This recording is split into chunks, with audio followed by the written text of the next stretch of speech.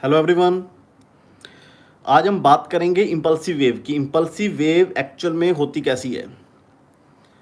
अब ये देखो पिक्चर, ये देखो करैक्टर ऑफ इम्पल्सिव वेव। अब आज जो हम बात करने वाले हैं, निफ्टी के अंदर जो कुछ भी हो रहा है 29 मार्च से लेकर के अब तक जो कुछ भी हो रहा है वो इम्पल्सिव है या करेक्टिव है। तो बहुत सारे लोगों के मन में क्वेश्चन चल रहा है, 5 वेव्स तो बन गई, इसके आगे आगे की करेक्शन कैसी होगी, वो रनिंग करेक्शन करेगी या क्या करेगी। पहले हम ये तो जान लेना जो उसका करेक्टर बन रहा है वो इम्पल्सिव है या करेक्टिव है। इसके बाद हर चीज़ डिसाइड होगी क्या हो रहा है क्या नहीं हो रहा। अब आगे आप एक ये पिक्चर देखो।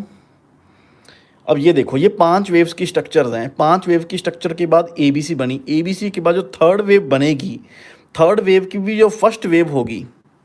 अब थर्ड वेव की जो फर्स्ट वेव होगी यदि वो इम्पल्सिव हुई, उसके बाद हम थर्ड में यदि एंटर किए तो आपके स्टॉक इस तरीके से भागेंगे भी। आप मतलब एफ वाले आपको कम से कम 10% ऊपर मिलेंगे। और 3 मंथ के अंदर अंदर स्टॉक एफ वाले भी डबल हो जाते हैं।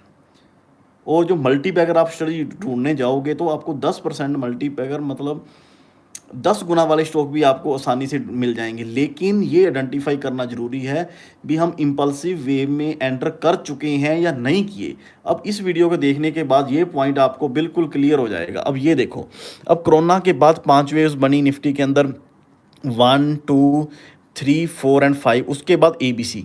अब एबीसी के बाद जो अप मूव आया है, ये वाला जो एक्स वेव जहाँ पर मैंने लिखा हुआ है वो एक्चुअल में अप मूव है या नहीं। इसके अंदर करैक्टर की बात करेंगे। अब इसके करैक्टर में आप ये देखो, जो ये इसके अंदर सिर्फ एक, अब इस मूव के अंदर सिर्फ एक बड़ी सारी ग्रीन कैंडल बनी है, उसके अलावा कुछ भी नहीं बना।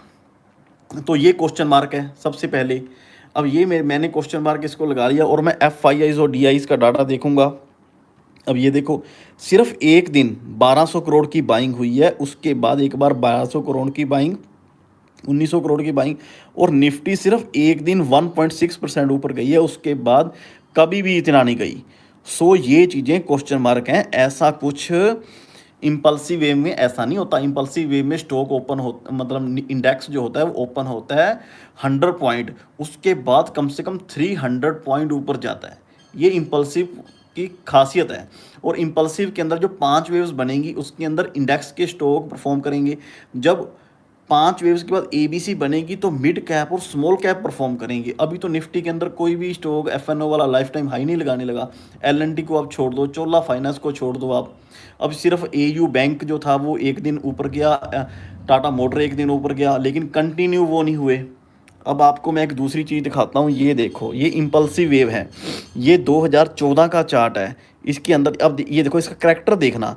जब इम्पल्सिव वेव शुरू हुई तो कैंडल्स का साइज देखो, और गैप अप ओपनिंग होने के बाद कम से कम 100 से 200 पॉइंट इंडेक्स ऊपर गया। इसे बोलते हैं इम्पल्सिव वेव। और इस दौर के अंदर एसआरएफ ने चलना शुरू किया, बजाज फाइनेंस ने शुरू किया। अब इस दौर के अंदर एसआरएफ, बजाज फाइनेंस, एमआरएफ, ये सभी ने बाटा, इन सभी ने गंदे तरीके से ये स्टॉक ऊपर गए थे। मारुति। अब अभी तक तो ऐसा कुछ भी नहीं हो रहा। और उसके अंदर आप यहाँ पर 5 वेव्स आप साफ साफ आपको दिखाई दे रही हैं। ये देखो 5 वेव्स, 1 2 3 4 5। अब इसने सीधा लाइफ टाइम हाई ब्रेक किया। उसके बाद आप एबीसी देखो, ये देखो एबीसी के बाद दोबारा एबीसी कभी टच नहीं हुई। उसके बाद आप ये देखो, एबीसी के बाद देखो किस तरीके से ऊपर गए। ये जो आप ग्रीन, ये जो दो आप ग्रीन कैंडल देख रहे हो, ये था जब मोदी जी की सरकार बनी थी और जो पोलिंग के रिजल्ट आए थे। भी आने वाले टाइम में इलेक्शन में कौन जीतेगा। जो रेड कैंडल जो आपको दिखाई दे रही है वो रेड कैंडल थी जहाँ पर अनाउंस हो गया था बीजेपी की सरकार बन चुकी है। उससे पहले निफ्टी थर्ड वेव में एंटर कर चुकी थी। अब ये देखो, थर्ड वेव में 5000 वाला जो इंडेक्स था वो पहले अपनी फर्स्ट वेव के अंदर 6400 गया, उसने रिट्रेस किया 6000 तक, 6000 से लेकर के 7700 तक। मतलब बहुत गंदे तरीके से इंडेक्स परफॉर्म करता है, उससे गंदे तरीके से स्टॉक परफॉर्म करते हैं। अब दूसरे नंबर पे आप उसके बाद ये देखो, उसके बाद जो इस वेव की जो रिट्रेसमेंट हुई, उसके बाद 2015 के अंदर जो इम्पल्स निकली, उस इम्पल्स ने सारे का सारा रनिंग करेक्शन की है। कहीं ना कहीं ये रनिंग करेक्शन बना रहा है, जहाँ फिर फ्लैट की फॉर्मेशन हो रही है। तो आप रेड, एक ग्रीन कैंडल देखो ना कितनी कितनी बड़ी बन रही हैं। और अभी तक जो ये हमारे पास ग्रीन कैंडल बन रही है, वो कोई सिर्फ एक ग्रीन कैंडल बनी है, इसके अलावा कोई ग्रीन कैंडल नहीं बनी। नहीं तो इस मूव को कम से कम 18,200 तक जा कर के बंद होना था। कम से कम इस मूव को 18,200 तक जाना था, कम से कम। अब 18,200 तक जाने के बाद वहाँ से रिट्रेसमेंट आती, नहीं तो 18,200 भी क्रॉस कर जाती। अब ऐसा कुछ भी नहीं हुआ। और एफ आई आई डी की बाइंग नहीं आ रही। एच डी एफ सी के रिजल्ट आए हैं, वो भी इतने बढ़िया नहीं है, और अभी उनका मर्जर भी होना है। टी सी एस के रिजल्ट है वो सिर्फ इनलाइन है। इन्फोसिस के रिजल्ट के ऊपर अमेरिका के स्लो डाउन साफ साफ दिखाई दे रहा है। अब यदि आईटी सेक्टर के और स्टॉक्स के रिजल्ट बुरे आ गए, और आने इस वीक के अंदर आईसीआईसीआई बैंक, एक्सिस बैंक के रिजल्ट आने हैं, बजाज फाइनेंस के आने हैं, यदि वो बुरे हो गए तो बैंक निफ्टी के कारण हम नीचे जाएंगे। ये लो अभी लो नहीं बना, यहाँ से दोबारा फिर लो बनेगा। अब यहाँ से हम दोबारा 18,200 या 18,400 जाएंगे या नहीं जाएंगे, ये टाइम बताएगा। अभी तक का जो बिहेवियर है निफ्टी का, वो सिर्फ सिर्फ सिर्फ करेक्टिव है, इम्पल्सिव बिहेवियर वो बिल्कुल भी नहीं है। तो यहाँ से नीचे का लो लगना लगभग तय है। और मैंने अपने टेलीग्राम चैनल के ऊपर पहले ही बोल दिया था भी, ये जो मेरे को लग रहा है वो सारे का सारा मेरे को करेक्टिव लग रहा है, इम्पल्सिव मूव मेरे को बिल्कुल भी नहीं लग रहा।